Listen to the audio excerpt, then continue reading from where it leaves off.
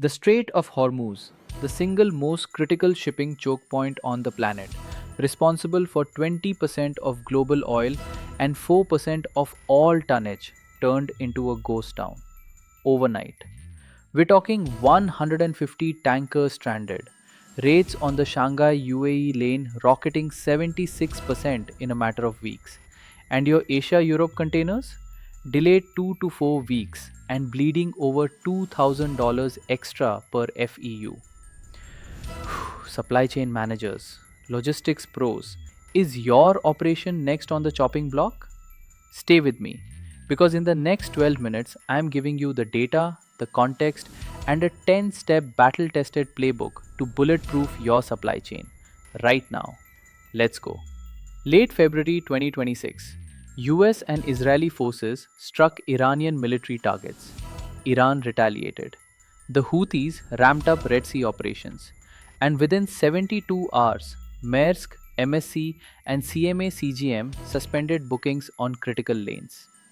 We are looking at apocalypse level volatility, worse than the Red Sea crisis, worse than Suez 2022. This is the big one. Let's rewind the tape. January 2026. Red Sea quote unquote reopens. Fragile. Everyone's watching. February 28th. First US strikes confirmed. Oil jumps 8% in a single session. Hormuz traffic halves. March 4th. US Navy sinks an Iranian warship. Tanker operators declare force majeure. Over 150 VLCCs are now idling outside the strait. And here's the killer combination: Suez and Hormuz are both compromised. That means the Cape of Good Hope is now the only viable route for most carriers. That's 10 to 14 extra days from Singapore to Europe on every single shipment. Why does Hormuz hit so hard? 21 million barrels of oil flow through that strait every day. That's your fuel, your plastics, your chemicals, everything downstream from petroleum gone. And the Houthis resumed attacks after the US strikes. We've got a double threat, double the delay. Now let's talk numbers because this is where it gets real. Shanghai to the UAE up 76%. You were paying around $1,200 per FEU. You're now paying over 2,100. Asia to Europe up 62%. 2,500 to over $4,000 per box. Singapore to the US West Coast up 45%. And every one of those routes just added 10 to 14 sailing days. But wait, it gets worse. Stack on top of that, war risk insurance premiums running $500 to $1,500 per container. Fuel surcharges doubling as vessels reroute around the Cape. And dry bulk is crushed. Iron ore and grain from the Gulf stuck. Air freight is 3x the cost right now. And slots are disappearing fast because Middle East overflight restrictions are rerouting cargo aircraft too. 4% of global fleet capacity is frozen. Rotterdam and European ports are backlogging from Cape reroutes. Asia is running short on empty containers. My call on rates. Spot market is a roller coaster. Lock 6-month contracts now before the next escalation spike hits. Let's talk about your industry because this isn't just a shipping story. Automotive. Japan and Korea exporters are idling. Semiconductor shipments delayed. Just in time lines are stalling in European plants right now. Electronics. Taiwan fabs are ramping production, but ships can't move the product. Inventory is building up onshore with nowhere to go.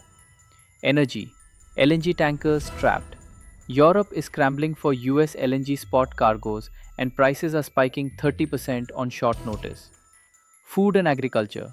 Black Sea grain disruptions echoing the Ukraine war patterns, stacking on top of Gulf delays. Shelf shortages are a real risk heading into Q2. For operations managers, JIT is dead in this environment. If you have zero safety stock on Hormuz exposed lanes, your margins are evaporating in real time. I consulted for firms through the 2022 Suez backlog and the Red Sea crisis. This is different. This is 10 times the structural risk. The firms that survived Red Sea had 4-week inventory buffers.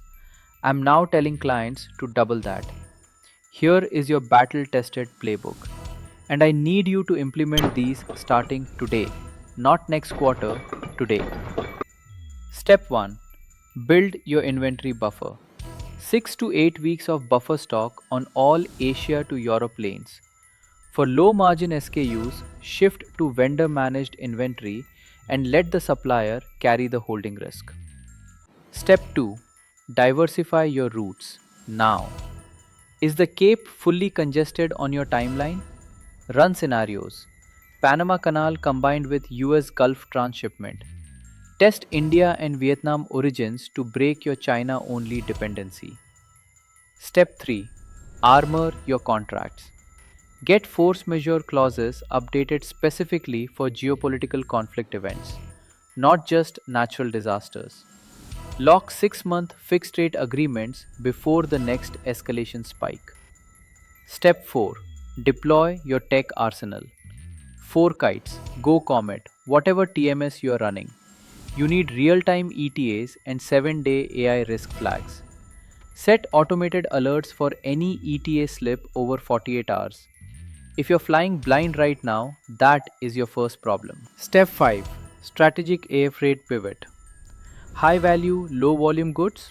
Allocate 15 to 20% of your freight budget to air. Yes, it's 3 times the cost, but 3 times the cost beats a total production halt every single time. Step 6. Shift your supplier base.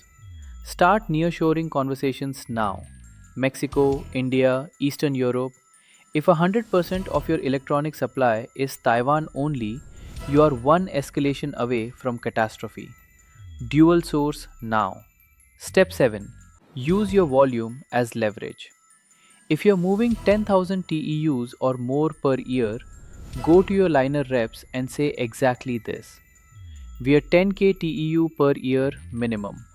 Match Maersk's Cape routing incentives or we reallocate this quarter. Silence is a negotiating tool. Step 8. Financial hedging. USD spike risk is real right now. Use currency forwards on USD denominated freight contracts. Build fuel adjustment clauses into customer pricing. Pass some of the volatility downstream legitimately. Step 9. Run weekly war game drills. Every Monday, your ops team runs a 30-minute scenario. Hormuz closes tomorrow. What do we do? The teams that have rehearsed this don't panic when it actually happens. The ones that haven't, they freeze. Step 10. Monitor daily intelligence signals. Watch. US Navy escort announcements. Iran truce talks. Houthi attack frequency. Oil breaking the $100 per barrel threshold. And UN talks are scheduled for March 15th. That is your next major signal. 2 quick real-world case studies before we move on.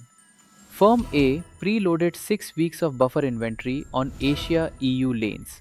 When the crisis hit, they fulfilled orders on time. 3 direct competitors went on allocation. 1 filed for insolvency protection. Firm B did a Vietnam pivot that cut their China origin exposure by 40%. Total freight cost increase? 8%. The alternative would have been a full production shutdown worth $4 million. In Incoterms, switch from FOB to FCA wherever you can. You get control of the cargo at origin, not at the dock. Better visibility, better insurance positioning. Poka-yoke your ops. Auto-trigger escalation alerts at 48-hour ETA slips. Remove the human failure point from delay monitoring entirely. Here's my honest outlook in 3 scenarios. Base case, 50% probability. 3 more months of disruption. Partial Hormuz reopening by late June. Rates stay elevated but plateau. Cape rerouting becomes the operational norm for the first half of 2026. Bull case, 25%. US Navy escort program expands. Iran-US back-channel talks produce a ceasefire framework by April. Red Sea truce holds. Rates normalize roughly 60% by July.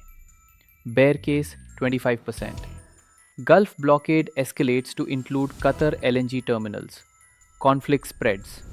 Oil breaks $110 per barrel.